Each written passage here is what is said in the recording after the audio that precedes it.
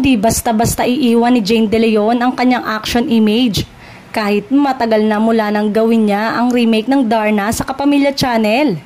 Sa kanyang post sa IG, ipinamalas ni Jane ang isang pa niyang kakayanan bukod sa pakikipagbakbakan.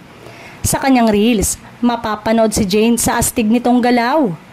Bullseye lahat ng target ni Jane kahit pa umuulan. Napatumba niya ang panel target sa isang putok lang. At pati na ang pag-asinta nito sa target habang nakaluhod. Barakong-barako ang dating ng aktres. May ganito ng paandar sina Heart Evangelista, Sara Labati at iba pa. Pero iba pa rin ang forma ng isang Jane De Leon. Kaya naman ang naging reaksyon at comment ng mga netizen ay mabigyan sana ng isa pang action role o project si Jane. Say pa ng iba, mapabilang ito sa Batang Quiapo. Super happy naman si Jane kung sakaling mapabilang muli sa serya ni Coco Martin. Kahit sino naman gugustuhin maging part ng Batang Quiapo. Say ng netizen ay kung papasok si Jane sa Batang Quiapo ay bagay na bagay ang tandem nila ni Tanggol.